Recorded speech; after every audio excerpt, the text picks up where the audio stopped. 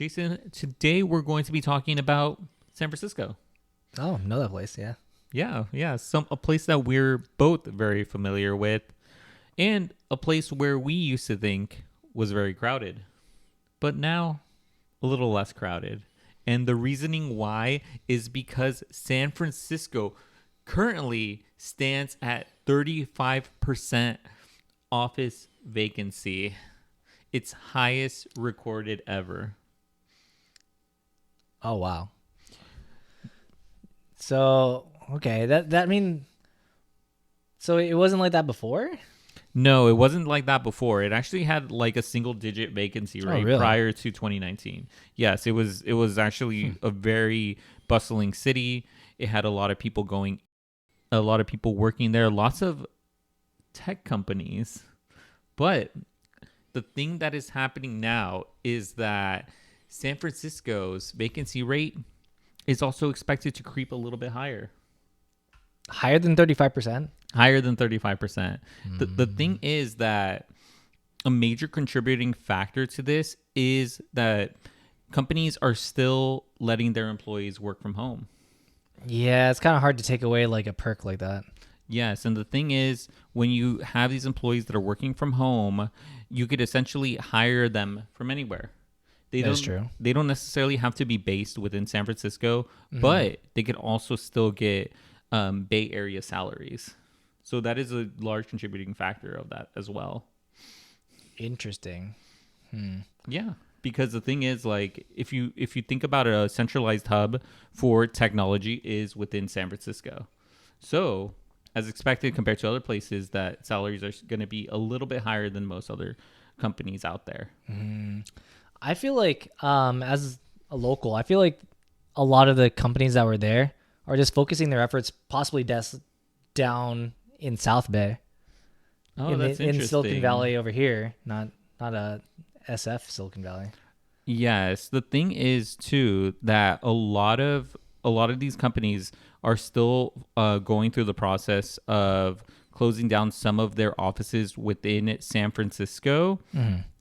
But what officials say is that there is light at the end of the tunnel. Yeah. 50% vacancy rate. Yes, 50% vacancy rate.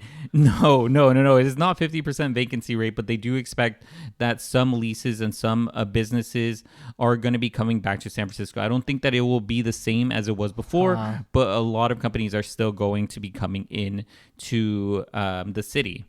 That's interesting. Yes, but a lot of the companies that have left, as we have talked about previously before, have been tech companies.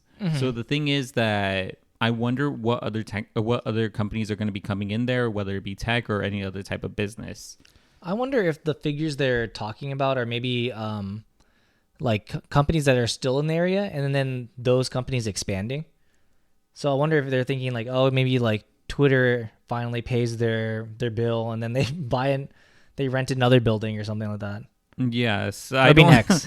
Oh yes, or X. Yes, I don't think that's going to be happening. But the thing is too that, you know, as mentioned, a major contributing factor of this is the working from home, and it's what the city attributes to a lot of its problems, which I also don't think. I think that it could attract other businesses, but the city itself has a bunch of other problems, as we've seen.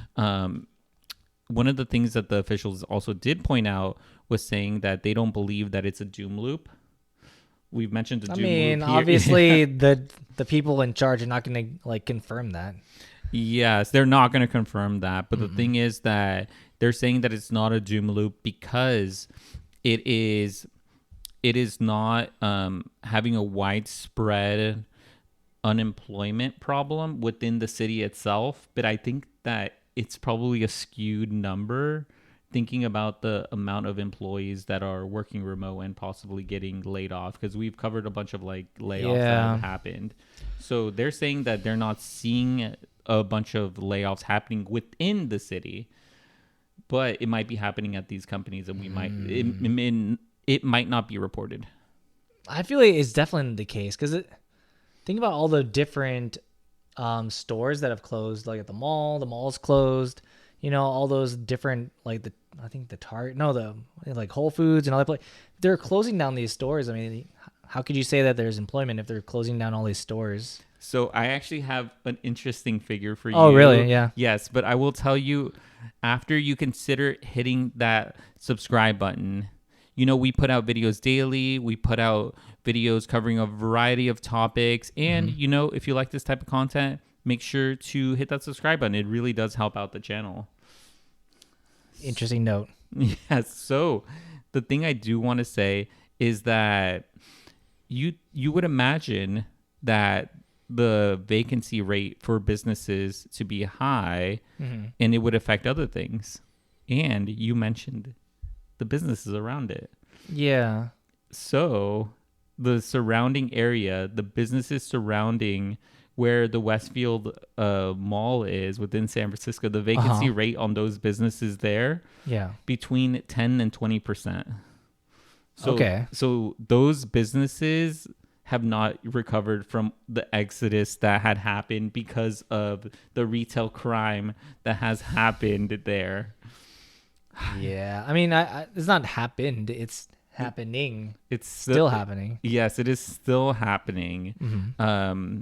There was a note saying that there is some businesses that are going to be taking over the leasing of that area, but I don't think that it would recover I don't think it would recover to single digit vacancies. I still think that it would be double digits because there's a lot of empty businesses that are still there. If you haven't been there, there is still a lot of empty businesses and they are closed. Like a majority of they have certain time frames and they're all closed at night. So yeah, so there's a lot that's happening in the city. The city's saying it's not a doom loop.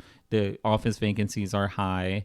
Businesses still haven't come back because there's no real employees coming back there. And it's interesting to see the figure of how they're actually seeing, like, it would be interesting to see, like, the percentage of vacancy after they put everyone in there. But I don't think they're going to be releasing that. Yeah. So, yeah, I think that if anything, if you guys have any additional comments on this, make sure to leave them in the comment section down below. Yeah, and let us know if you are on the side of the city and saying that, like, SF's on the rise. Because I do think that they had a lot of high-profile events that happened, like the Asia Pacific meeting with when Biden showed up and other Asian leaders showed up. So that was pretty high profile. And then some other events that happened, the AI event and stuff like that happened here.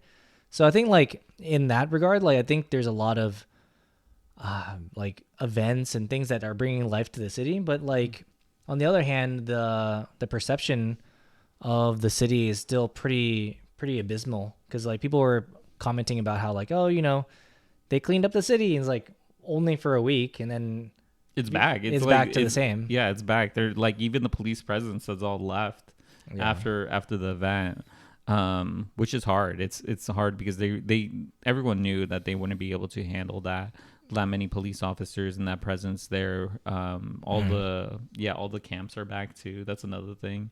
But yes, let us know in the comments down below your guys' thoughts on this, and if you guys think that the vacancy will get better.